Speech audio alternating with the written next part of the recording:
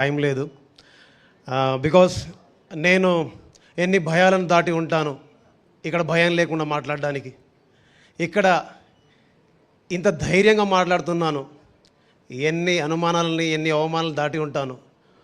ఇన్ని పాటల్ని చేయడానికి ఒక్క పాట ప్రాణం పోసింది. ఆ పాటకు ప్రాణం పోసింది నరేష్ సార్.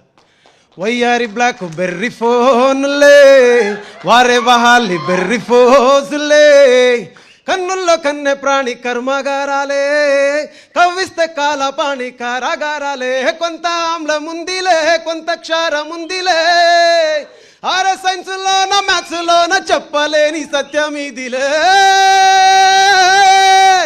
सर्रा ओ मेरा दिल लुट गई सर्रा ओ मेरा दिल लुट गई. ఆ పాట ప్రాణం పోస్తే ఆ ప్రాణం ఈరోజు ఇలాగ మీ అందరిని చుట్టుకుంటూ నిత్యం ప్రవహించే నీరులాగా నేలలో నీరులాగా ప్రపంచమంతా విస్తరిస్తున్న గాలిలాగా మీ చుట్టూ తిరుగుతూనే ఉంది. మీ దగ్గర నుంచి తీసుకున్న ఊపిరిని మళ్ళీ మీ దగ్గరికి పంపిస్తూ ఉంది. దాని పేరే పాట. ఆ పాటకు ప్రాణం పోసిన మొదటి వ్యక్తి నరేష్ సార్. ఈ సందర్భంలో గుర్తు చేసుకోవాల్సిన ఇద్దరిని, ఒకటి కిరణ్ గారు కోడైరెక్టర్గా ఉండేవారు, నా డైరెక్టర్ నారాయణ గారు నువ్వా నేను cinema director. Thank you so much sir. ఎక్కడెక్కడో నక్కి తిరుగుతున్నప్పుడు, ఎక్కడెక్కడో వెక్కి ఏడుస్తున్నప్పుడు, ఎక్కడెక్కడో నలిగిపోతున్నప్పుడు, ఎక్కడెక్కడో తిరుగుతూ పడుకునేవాడిని.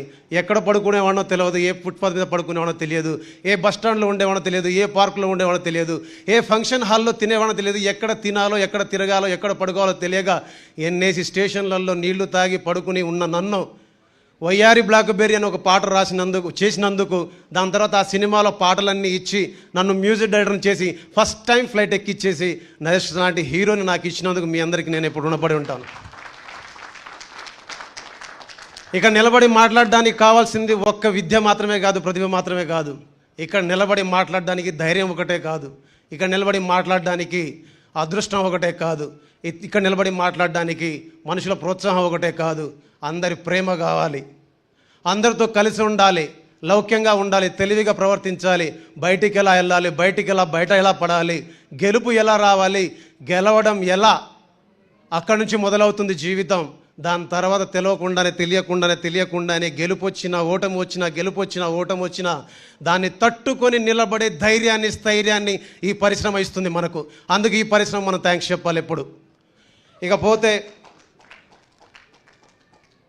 నవమాసాలు మోసిన తల్లి తన బిడ్డకు జన్మనిచ్చేటప్పుడు ఒక ప్రసవ వేదన ఎంత ఉంటుందో ఒక దర్శకుడి నొప్పి కూడా అంతే ఉంటుంది, దర్శకుడి కష్టం కూడా అలానే ఉంటుంది.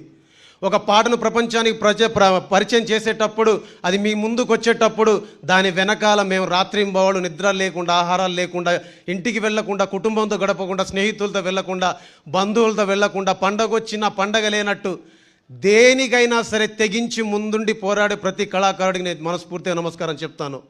ఇక్కడ చాలామంది వాళ్ళ యొక్క తల్లిదండ్రుల్ని వదిలేసి, విద్యను వదిలేసి, వైవాహిక జీవితాన్ని వదిలేసి, ఆరోగ్యాన్ని వదిలేసి, సినిమా మీద ప్రేమతో, సినిమా మీద ఇష్టంతో, సినిమానే ప్రపంచంగా, సినిమానే శ్వాసగా భావిస్తున్న చాలామంది ఇక్కడ కొన్ని సంవత్సరాల నుంచి కష్టపడుతున్న వాళ్ళు చాలామంది ఉన్నారు. నన్ను మించిన వాళ్ళు, నాకంటే మించిన వాళ్ళు, ప్రతిభ కల వాళ్ళు చాలామంది ఉన్నారు. వాళ్ళందరికీ అవకాశాలు రావాలని కోరుకుంటున్నాను. వాళ్ళందరి జీవితాలు మెరుగుపడాలని కోరుకుంటున్నాను.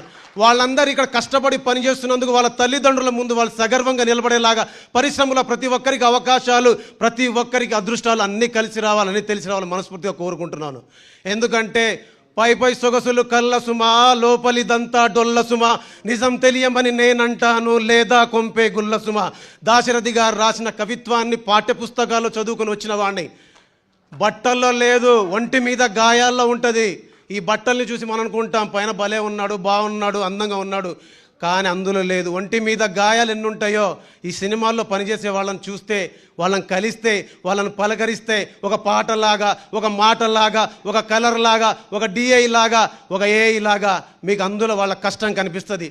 అందుకే ఎవరిని చూసినా తక్కువ చేసి మాట్లాడకండి, ఎవరిని చేసినా తక్కువ చూపు చూడకండి. వాళ్ళు ప్రతిరోజు ప్రతి నిమిషం కలలు కంటూ, కళల్ని నిర్మించుకుంటూ, కళల సాకారం కోసం కష్టపడతారు. కాబట్టి వాళ్ళు ఖచ్చితంగా వాళ్ళని గౌరవించాలని మనస్ఫూర్తిగా కోరుకుంటున్నాను. ఇకపోతే నా 12 రైల్వే కాలనీ ఈ సినిమా చేయడానికి నేను ఫస్ట్ సినిమా చేసినప్పుడు నా మీద చాలామందికి ఒక సందేహం ఉంటుంది. భీమ్స్ అంటే చిన్న ఫోక్ సాంగ్ చేస్తాడు, డీజే పాటలు చేస్తాడు, మాస్ పాటలు చేస్తాడు, దరువు పాటలు చేస్తాడు, డప్పు పాటలు చేస్తాడని. ఆ డప్పు పాటల్ని, దరువు పాటల్ని రావాలంటే అది ప్రజల నుంచి రావాలి, ప్రజల మధ్య నుంచి రావాలి. నేను ప్రజల నుంచి వచ్చినా కాబట్టి ప్రజల పాటనే ప్రజలకు చేరవేయడానికి ప్రయత్నం చేస్తున్నాను. అది డప్పు పాట కాదు, దరువు పాట కాదు, ఫోక్ పాట కాదు, అది ప్రజల పాట. అది ప్రజల నుంచి పుట్టిన పాట, ప్రజలకే ఇస్తున్న తిరిగి. ఇకపోతే ఈ సినిమాకి సంబంధించి ఇందులో గింగిరగిర కావచ్చు, కన్నొదిలి కావచ్చు, గుండెగుడిలో కావచ్చు, ఈ 3 పాటలు నా దగ్గర వచ్చాయనంటే దానికి మొదటి కారణం నాని అన్న అండ్ అనిల్ కుమార్ గారు, చిట్టూరి శ్రీనివాసరావు గారు, అల్లరి నరేష్ గారు. బికాజ్ ఈ సినిమాలో ఇప్పటిదాకా మీరు వినని, నా దగ్గర నుంచి రాని ఒక కొత్త రకం పాటల్ని ఈరోజు మీరు విన్నారు. రెండోది, ఈ సినిమా చేయడానికి మ్యూజిక్ డైరెక్టర్గా నేను పనిచేయడానికి చాలామందికి ఈ సినిమాకి భీమ్స్ కరెక్టా కాదా అని లక్ష సందేహాలు ఉంటాయి. ఆ లక్ష సందేహాలను తీర్చడానికి నన్ను నమ్మి ఈ సినిమా ఇచ్చినందుకు, ఈ సినిమా చేసే అవకాశం వచ్చినందుకు నేను మనస్ఫూర్తిగా నా టీంకి థ్యాంక్స్ చెప్తాను. అండ్ వన్ మోర్ థింగ్, ఈ సినిమాలో మీరు సినిమా చూస్తున్నప్పుడు మీకు ఫస్ట్ నుంచి చివరి వరకు, ఇందాక అనిల్ కుమార్ గారు అన్నట్టు, నాని అన్నట్టు, ఈ సినిమాలో ఫస్ట్ నుంచి చివరి వరకు ఏం జరగబోతుంది, ఎలా జరగబోతుంది మన ఊహకు అందదు, మన అంచనాలకు అందదు. మనకి ఇప్పటిదాకా చూసిన సినిమాలు వేరు, ఈ సినిమా వేరేలా ఉంటుంది. వేరేలాంటి ట్రీట్మెంట్ ఉంటుంది, వేరేలాంటి స్క్రీన్ ప్లే ఉంటుంది, వేరేలాంటి మ్యూజిక్ ఉంటుంది.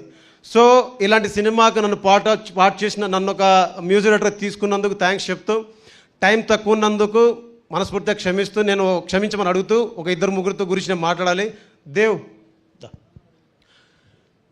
దేవ్ యాక్చువల్లీ మంచి మాటల రచయిత, మంచి స్టోరీ రాస్తాడు.